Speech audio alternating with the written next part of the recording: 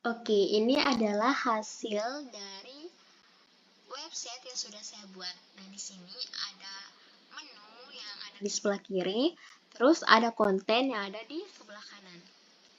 Di menu ini terdiri dari manajemen toko yang terdiri dari ringkasan, terus ada tambah produk, laporan harian, laporan barang terjual, grafik penjualan, terus ada daftar barang, keranjang, dan juga pembayaran.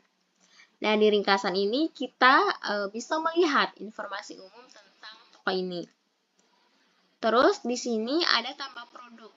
Jadi di sini kita bisa tambah produk yang kita mau. Misalnya saya mau menambahkan penghapus. Jadi kita bisa pilih gambar dari produk yang mau kita jual. Dan di sini kita kasih nama. Terus untuk harganya kita bisa taruh sesuai dengan yang kita mau. Untuk stoknya juga demikian. Nah, setelah semuanya terisi, kita bisa mengklik simpan produk. Nah, nantinya akan ada di daftar barang ini. Jadi, semua yang sudah saya tambahkan akan ada di daftar barang. Dan ini adalah penghapus yang sudah saya tambahkan tadi. Nilainya 4.000 dan jumlahnya ada 76 stoknya. Terus setelah itu, kalau kita mau beli, kita bisa menambahkannya di keranjang.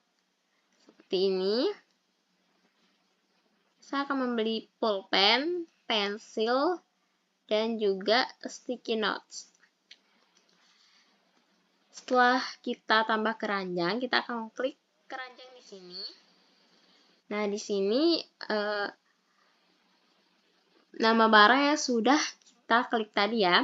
Nah, di jumlah ini kita bisa tentuin nih, kita maunya berapa. Misalnya untuk bindernya saya maunya 1.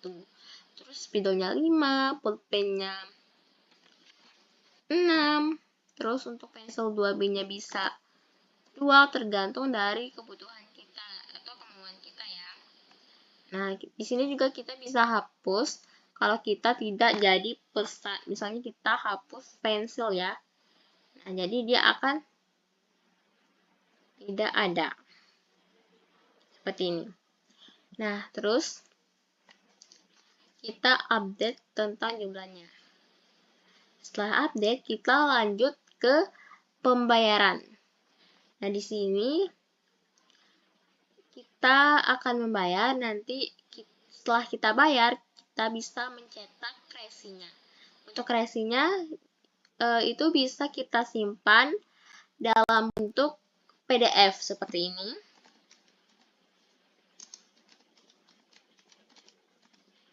Oke, kita save.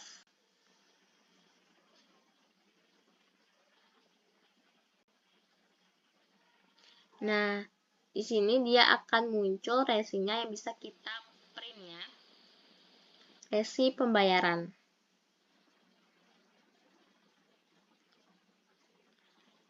Sekarang kita lanjut. Kita kembali dulu ke menunya. Nah, setelah kita melakukan pembayaran, di sini kita bisa lihat nih laporan hariannya di sini. Di sini saya sudah banyak melakukan transaksi ya. Nah, untuk laporan harian ini kita bisa cetak juga. Cetak laporannya dan bisa kita simpan juga dalam bentuk PDF.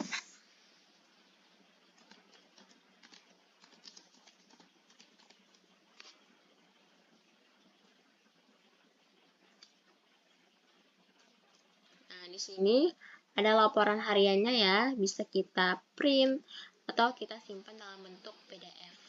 Seperti ini.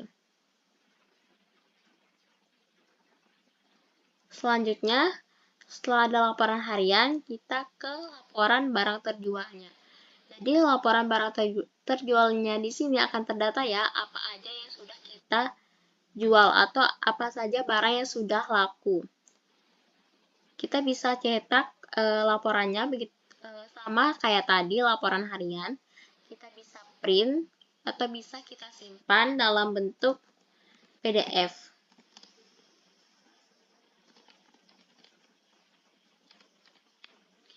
bisa kita save di sini. Nah, jadi dia akan muncul seperti ini, kayak laporan harian tadi.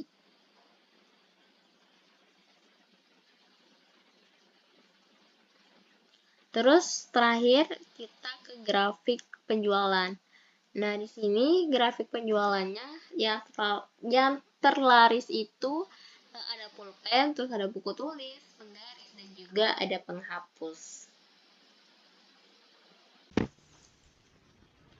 Nah, di sini saya sudah memiliki kode dari program yang sudah saya jalankan tadi. Kodenya itu seperti ini.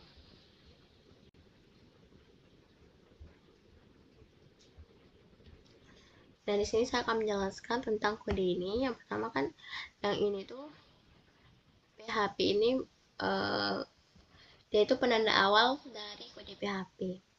Terus untuk declare ini sampai type sama dengan 1, ini kan mengaktifkan string typing. Artinya kalau kamu bikin fungsi dengan tipe data tertentu, misalnya string, misalnya ini string, maka PHP ini akan memaksa parameter dan return value itu harus benar-benar bertipe string. Selanjutnya, untuk function baris ketiga ini tuh membuat fungsi bernama E, yang ini bernama E ini dengan parameter $s yang wajib bertipe string.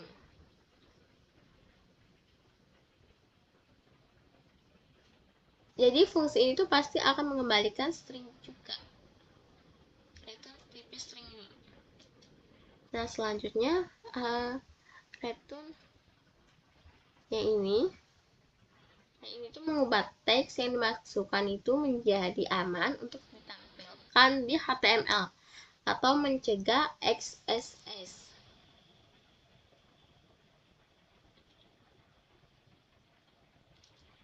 Selanjutnya untuk yang $self sampai dengan ringkasan ini, kode ini dipakai untuk mengambil nama dari file PHP yang dijalankan, kode PHP yang dijalankan ya. Jadi $self ini selalu $self ini menentukan menu $M dan submenu $S dari URL dengan nilai default manajemen, dan juga untuk manajemen ini untuk menu dan ringkasan ini untuk submenu. Selanjutnya untuk yang di daftar menu ini, yang di sini ini artinya kita itu bikin daftar menu dan juga submenu dalam bentuk array asosiatif. Nah, di manajemen ini adalah menu utama dan dia itu punya submenu kayak ringkasan, tambah, laporan harian, laporan terjual, dan juga grafik. Terus di belanja ini adalah menu utama lain, dan dia juga punya submenu kayak daftar barang, keranjang, dan juga pembayaran. Jadi row tools ini tuh berfungsi sebagai peta atau menu navigasi yang menghubungkan menu utama dengan daftar submenunya. Terus untuk mapping file konten ini, yang ini, nah, sampai sini tuh, ini artinya setiap submenu dipetakan ke file PHP yang harus ditampilkan. Misalnya nih, ringkasan itu ke ringkasan.php. Di sini ada ringkasan.php. Nah, di sini. Begitupun ditambah, ada tambah produk. Dan di sini juga pastinya ada tambah produk.php. Nah, di sini laporan harian, laporan terjual, grafik, sampai dengan pembayaran.php.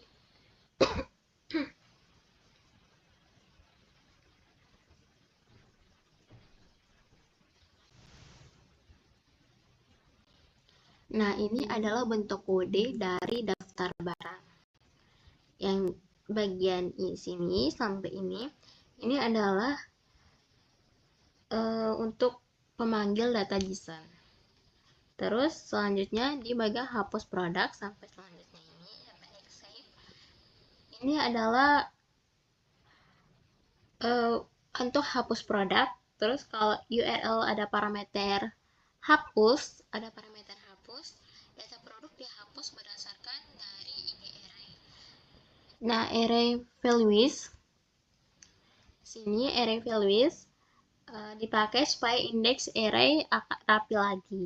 Setelah itu didirect balik ke halaman daftar barang. Selanjutnya ada tambah keranjang. Nah, di sini fungsinya untuk kita bisa menambahkan barang ke keranjang.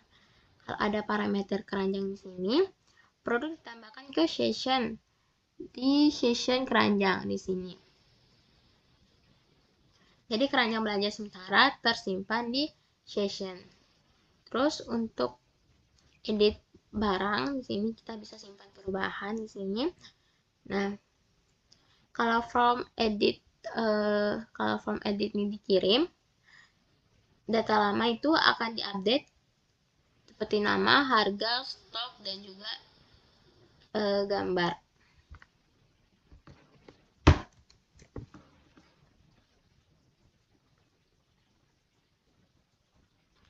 Nah, di bagian sini ini adalah tampilan untuk produknya. Di tampilan produknya ini ada 3 aksi, ada 3 tombol, yaitu tombol edit, tombol hapus, dan juga tombol keranjang. Selanjutnya di sini ada form edit tersembunyi. Nah, form edit tersembunyi ini awalnya kan hidden atau display none. Di sini muncul kalau kita klik tombol edit, terus data lama sudah akan otomatis terisi.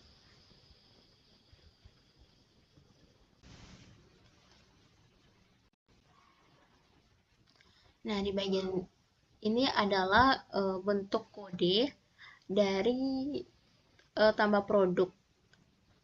Tadi kan udah dijelasin tampilan produknya seperti apa. Dan di sini untuk dari PHP sampai dengan ini adalah pemanggil atau pembuka JSON. Sampai dengan sini pemanggil atau pembuka JSON. Terus untuk yang if sampai sini, bagian ini adalah proses untuk tambah produk.